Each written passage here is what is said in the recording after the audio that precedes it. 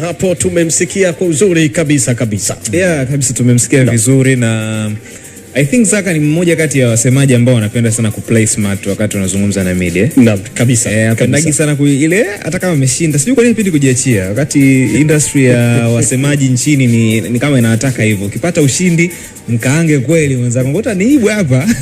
Jimwage. Jimwaga sana yani. Lakini mwisho wa siku ni mtu ambaye anapenda sana hiyo professionalism. Kabisa. Lakini nimeshtuka sana kugundua kumbe ilikuwa inahitajika mechi ya Simba na Yanga finali. Ni kweli kuna clip moja hapa tutaicheza baadaye. Hilo kidogo tuliache. Bila shaka. Nimesema tu nimeshtuka. Lakini tukirudi pale kwenye hoja ambayo tulikuwa tunazungumza mwanzoni kabla kwenda kuangalia mchezo wenyewe. Ndio. Ni kwamba George kama ameungana na either wanachama au hata mashabiki ambao moja kwa moja wanaamini kwamba Simba uongozi ni tatizo. Inaweza kachukua muda gani kama ikihitajika kufanya hiyo reshuffle ya uongozi ili timu irudi kwenye line? Inaweza kachukua hata miaka? Yeah, kwa sababu imeshachukua takriban miaka 4 timu bado haiko sawa kwenye uongozi. Kwa maneno kwamba Simba inaweza kukata miaka 10 ijechukua ubingwa kama hiyo. Yeah, kama wapo tayari kumaliza tofauti zao, kukubali timu iwe mbele kabla ya watu binafsi, timu haiwezi kuwa sawa kwa sababu kinachoonekana ni kwamba watu wanataka kuwa mbele zaidi kuliko timu.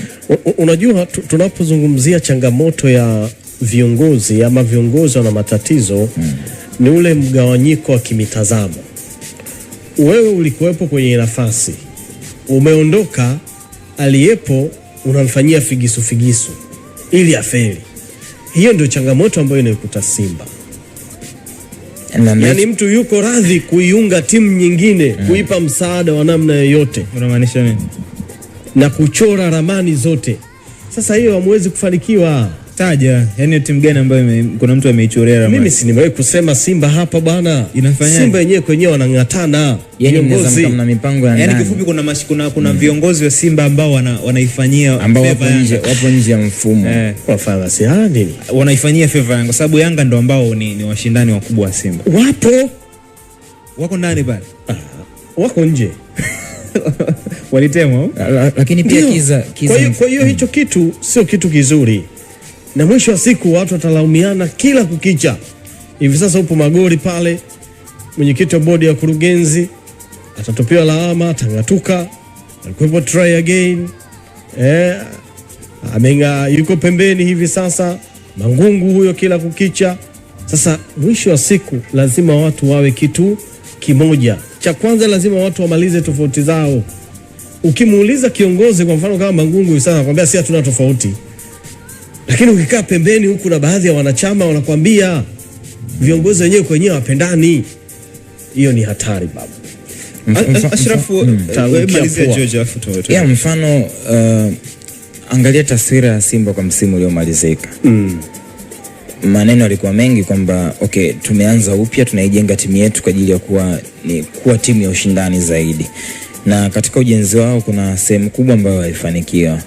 Fadru mwanzoni wa msimu huu kwenye Simba Day kama sikosei alisema msimu uliopita ulikuwa unatafuta foundation kwa maana msingi wa timu. Msimu huu ni wakati wa kuanza kucompete sasa, kushindana kwa ajili ya kubeba mataji. Alafu ghafla wewe ndio unakuwa mshabiki wa Simba kama mwanachama, unaona hali ya timu kwa sasa ipo hivi. Unaweza ukaelewa vitu ambavyo vinaendelea ndani ya timu kiza, au unaweza kujua uelekeo wa timu ni upi, kwa sababu uelekeo wa timu uone graph dot zinapanda juu. Kwamba kama msimu uliopita tulimaliza nafasi ya pili kwenye ligi, tucheza finali Confederation, maana yake msimu huu kuna sema ndio tupige hatua zaidi. Inawezekana hata tusichukue ubingwa, lakini alama tulizomaliza nazo msimu uliopita kwa msimu huu ziongezeke. Kwenye michuano ya kimataifa of course ilikuwa shirikisho, lakini kwenye Champions League Simba imekuwa ikigota kwenye quarter final. Unaelewa? Msimu ukiishia tu makundi ni failure. Kwa hiyo timu kiukweli bado haikupi ile clear direction kwamba ni wapi timu inaelekea. Ni kama kila mwaka wanaanza upya, sera mpya za kiuongozi, sera mpya za kiutendaji, timu mpya. Hiyo timu haiwezi kufanikiwa bro. National football inahitaji ujanja. Upi ukweli mchungu ambao mashabiki wa Simba wanapaswa kusikia sasa hivi hapa kwenye studio za Crown FM, na huu ukweli lazima upokee kwa moyo mmoja. Timu yao bado haiko tayari kwa ajili ya kutoa ubingwa. Unafikiri hicho ni kitu ambacho hawakijui? Hawakijui, ndio maana kila siku tumekuwa tukishindana nao kwenye baadhi ya maeneo ambayo tumekuwa tukiwaelekeza. Unajua timu ina siasa nyingi kuliko uhalisia wa timu inavyotakiwa kuwa. Sawa Hakuna timu inajengwa kwa njia hii ambayo Simba anajenga. Yaani hakuna duniani kote. Kwani Simba wanaijengaje Simba? Wanaijenga kwamba wananunua nondo 10. Tunakubaliana kwamba watatafuta nondo 5 msimu unaofuata ili zile 15 wajenge huo msingi. Kinachofuata msimu unaofuata wanauza nondo 7 katika zile 10. Zabaki 3. Alafu wanaenda wananunua nondo 5 nyingine zinakuwa 8. Unanielewa pointi yangu ya msingi ni kwamba timu yoyote ile kuna wakati mnatakiwa kukubali kwamba sasa hivi tuko downfall kwenye timu yoyote na kuwepo, mnaenda kwenye climax and then mnarudi chini. Sasa mkishafika chini hamhitaji kufanya vitu kwa haraka zaidi, yani kuamini tu kwamba tunaweza tukaamka leo kesho tukaendelea kudominate ligi.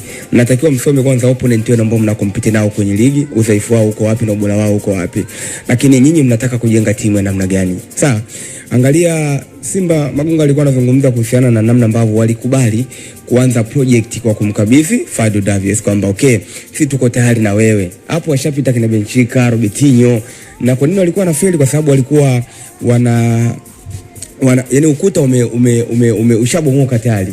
Wao wako busy kurekebisha nyufa wakati walishachelewa na wanatakiwa kujenga ukuta mazima.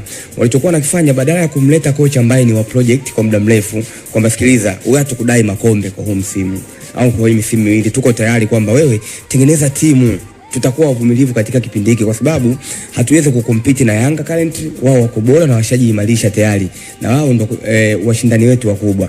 Kwa this time tunatakiwa tuitengeneze timu yetu tukiwa na subira ifikie hatua kwamba tunaweza kwenda kwenye michuano yote tukapambana.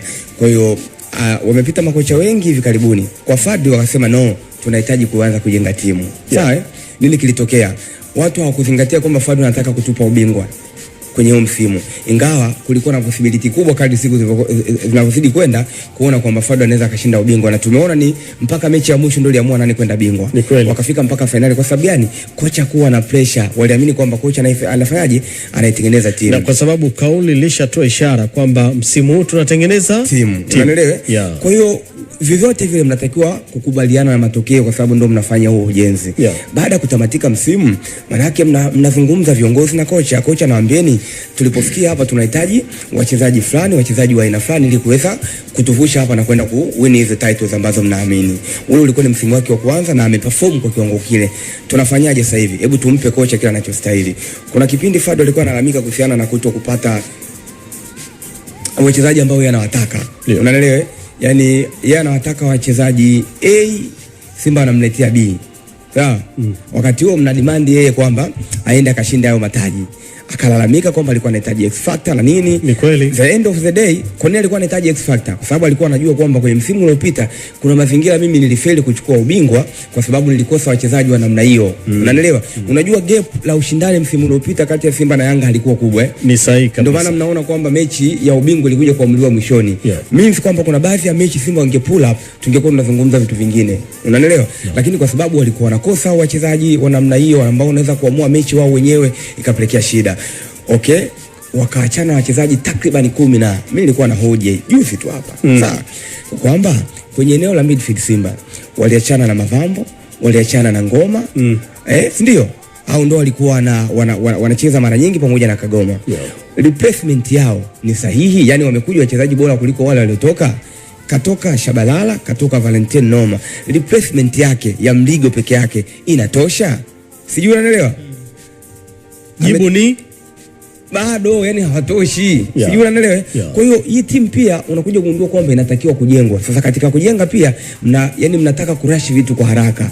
Amepita Pantev ambaye sijui mlitumia vigezo gani kumleta huyo kocha, na ndani ya wiki 2 wiki 3 mkoona hafai tena kwa kupoteza mechi ambazo hata angekuwepo kocha mkubwa pengine kutokana na ubora wa watu ambao mlikuwa mnacheza nao mngeweza kupoteza. Unaelewa? Wakaachana naye. Wakaanza kutuaminisha kwamba Matola anaweza kukaa pale, tetesi ziko hivyo, akapigwa na Azam akatolewa. Umeona hiyo timu inavyoenda? Baada ya hapo wakamleta Steve Baker. Wamemleta sasa hivi tumeona Tutakuja kuzungumzia masuala ya kiufundi kwa Steve Barker. Kwa mara ya kwanza Steve Barker anaanza kutambua timu yake kwenye michuano. Hajakaa naye kokote kule. Hutarajii chochote kutoka kwake kwa asilimia kubwa, kwa sababu ndo kwanza kocha amefika. Kwa hiyo huu mtiririko wote huu, the end of the day hatakuja kupata kombe, labda itokee miracle, kwa sababu umeona huyu kocha huyu atahitaji adaptation ya kuanza kuwajua wachezaji wake, kumjua Mutale nikimweka hapa na fiti, Kibenif ndo anatakiwa kuanza, jinsi ya Zahoa ni mweke hapa ndo na fiti. Kwa hiyo kuna time ambayo wanatakiwa kuvumilia tena ili Steve Barker aendane na kasi, ajue opponent wa ligi ambao wanapambana nao. Na hao wenyewe hawataki hiyo time sasa. Kwa mwisho siku kama umeona hiyo ya mwalimu kocha anataka time afu uongozi utaki time. No titles. Sasa hiyo ndio inawapelekea wasishinde ubingwa. Sawa. Kuto hapa watu time wanataka kubadilisha watu. Watamtoa yule, watapambana